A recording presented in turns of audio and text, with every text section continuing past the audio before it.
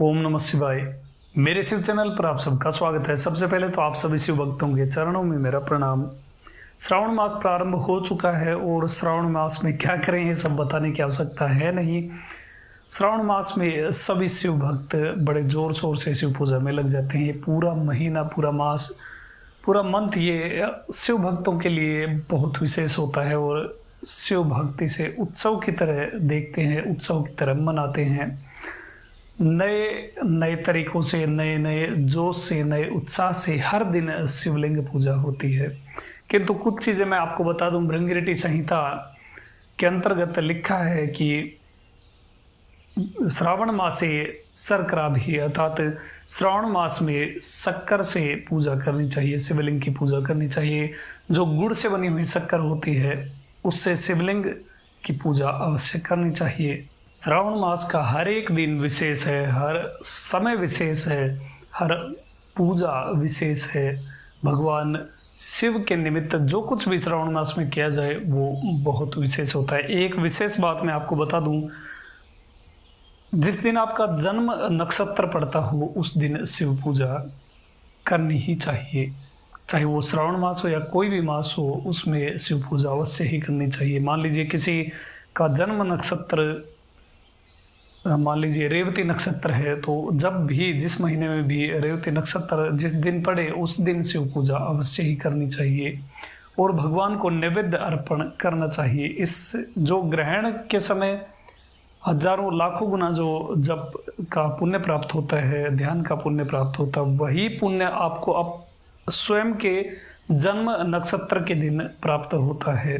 इसलिए स्वयं के जन्म नक्षत्र के दिन शिव पूजा अवश्य करनी चाहिए। और श्रावण मास में यदि आप अपने जन्म नक्षत्र के दिन शिव पूजा करते हैं तो इसका तो महत्व है, मैं क्या बता। श्रावण मास में वैसे तो जलाभिषेक सबसे ज़्यादा होता है, तो मैं कुछ विशेष बात आपको जलाभिषेक से संबंधित बता रहा हूँ। जब जल से अभिषेक आप करें तो कुछ बातों का आपको ध्यान अवश्य रखना है। एक तो शिवलिंग पर जब भी आप चढ़ाएं, जल अर्पित करें, उस समय शिवलिंग को नग्न अवस्था यानी नंगे सिर नहीं रखना है। उस शिवलिंग के ऊपर या तो पुष्प रख लीजिए या बेलपत्र रख लीजिए, फिर आप जल से अभिषेक कीजिए। ये बात हमेशा नोट कर लीजिए, हर एक शिव भक्त को ये बात फॉलो करनी ही है।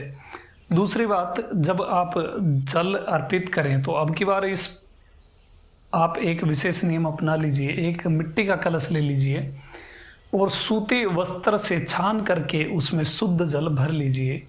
आप उससे शिवलिंग का अभिषेक करें तो आपको अनंत कोटि पुण्य प्राप्त होगा। एक बहुत विशेष और सीक्रेट तरीका है, मैं आपको बता रहा हूँ। और इसमें भी एक एडवांस स्तर है, इसमें एक अलग लेवल है।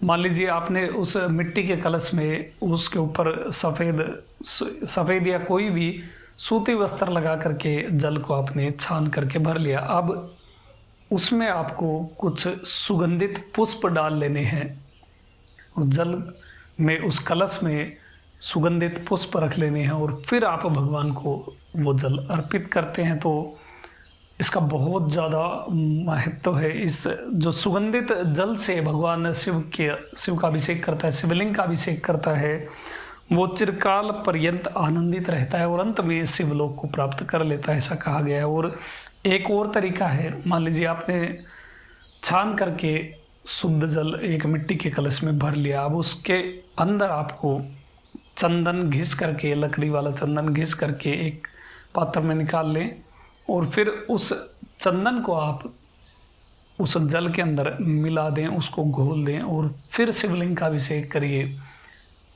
यदि कृपा हुई तो आपको शिव का दर्शन अवश्य ही हो जाएगा। ये बहुत सीक्रेट तरीका है। इस सुगंधित द्रव्य मिला करके जो शिवलिंग पर जल अर्पित करता है, शिव उस पर बहुत ज़्यादा प्रसन्न हो जाते हैं। इसके अलावा आपको क्या करना है, इस श्रावण मास में आपको किसी भी शिवालय में एक ध्वजा, संभव हो तो एक सफ़ेद जो शिव का प्रतीक, शिव चिन्हों से अंकित जो ध्वजा हो, वो आप शिवालय में दान करें या फिर आप अपने हाथ से ही शिवालय के शिखर पर उस ध्वजा को लगा दें, स्थापित कर दें। ऐसा माना जाता है कि जो महाध्वजा, ये 5 रंग वाली भी हो सकती है, जिसे पंचरंगा भी बोलते हैं, और सफ़ेद महाध्वजा भी हो सकती है। जो शिव चिन्हों से अंकित हो, उस पर नंदी जी भी अंकित हो सकते हैं, उस पर त्रिशूल भी अंकित हो सकता है, उस पर ओम या त्रिपुंड वगैरह भी अंकित हो सकता है। यदि कोई महाध्वजा चढ़ाता है तो वो अंत समय में भगवान शिव के गणों द्वारा ले जाया जाता है और वो रुद्रलोक को प्राप्त कर ले जाता है। और ये बार बार की प्रोसेस नहीं है, एक बार ही श्रावण मास में आप कर देंगे तो भी आपका कल्याण निश्चित है। दूसरी बात, अब श्रावण मास चल रहा है तो आप शिवालय अवश्य ही जाते होंगे। एक नियम और कर लीजिए, जब आप शिवालय उस मंदिर के शिखर को देखते हैं तब आपको उस शिखर को प्रणाम करना है। बहुत सारे शिव भक्त तो शिवालय के शिखर को देखते ही प्रणाम करते होंगे, किंतु जो नहीं जानते उनको बता दूं, शिखर दर्शनम पापनाशम, जो शिखर का दर्शन करता है उसके सारे पाप नष्ट हो जाते हैं। और जो शिवालय के शिखर को देख करके, उसका दर्शन करके उसको प्रणाम करता है, उसके अनंत जन्मों के पाप उसी क्षण भस्म हो जाते हैं। इतना महात्म्य है शिवालय के शिखर दर्शन। अब एक और लास्ट में आपको बहुत बड़ा सीक्रेट बता दूं, इस श्रावण मास आपको भगवान शिव का शिवलिंग का अभिषेक करना है गाय के घी से।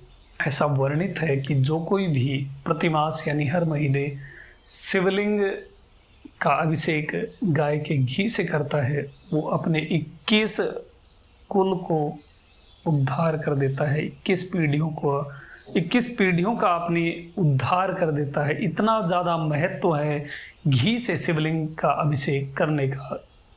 जल का अभिषेक श्रेष्ठ होता है, दूध का उससे ज़्यादा श्रेष्ठ होता है, किंतु जो सर्वोत्तम अभिषेक बताया गया है वो घी का अभिषेक बताया गया है। जो घी से स्नान कराता है शिव को, वो अपने 21 पीढ़ियों का उद्धार कर देता है। इसलिए हर एक शिव भक्त इस श्रावण मास तो कम से कम जब भी आपको समय मिले, जब भी मौका मिले, सामर्थ्य के अनुसार आप भगवान पर घी अर्पित करें। यदि नित्य नहीं कर सकते कोई बात नहीं, सोमवार जो 4-5 सोमवार श्रावण मास में पड़ते हैं उन विशेष सोमवारों को भी आप शिवलिंग पर घी अर्पित कर सकते हैं, घी की धारा अर्पित कर सकते हैं। आप कृष्ण पक्ष की अष्टमी को घी की धारा अर्पित कर सकते हैं और जो मासिक शिवरात्रि होती है उस पर भी आप घी की धारा अर्पित कर सकते हैं। प्रदोष में भी आप शिवलिंग पर घी की धारा अर्पित कर सकते हैं। अमावस्या और पूर्णिमा को भी आप शिवलिंग के ऊपर घी की धारा अर्पित कर सकते हैं। याद रखिए, जो कोई भी शिवलिंग पर घी, देसी गाय के घी से अभिषेक करता है वो अपने 21 पीढ़ियों का उद्धार कर देता है। इसलिए एक शिव भक्त होना बहुत बड़ी बात है और शिव भक्त का दर्शन ही पापों का निवारक है। इसलिए दूसरे शिव भक्तों को देखकर उन्हें प्रणाम भी करना चाहिए। एक और विशेष बात मैंने बेलपत्र वाली वीडियो में भी बताई थी, जब आप मंदिर जाएं बहुत सारी अस्त व्यस्तता रहती है जलाभिषेक के कारण, नीचे पैरों में कोई बिल पत्र ना आए, आपके इस बात का ध्यान रखना है, अन्यथा पुराने पुण्य उसी क्षण समाप्त हो जाते हैं। ये बात कृपा करके आप ध्यान रखिए। कोई भी अर्पित किया हुआ बिलपत्र वो जो निर्माल्य होता है वो आपके पैर के नीचे ना आए, इसलिए ज़्यादा हड़बड़ी ना करें शिवालय में। बस कुछ चीज़ों का ध्यान रखें जो आपके अनजाने में भी पाप का कारण ना बने। ये थी जानकारी श्रावण मास के बारे में। अभी तक के लिए इतना ही। आपका दिन शुभ हो, महादेव कृपा करें। ओम नमः शिवाय।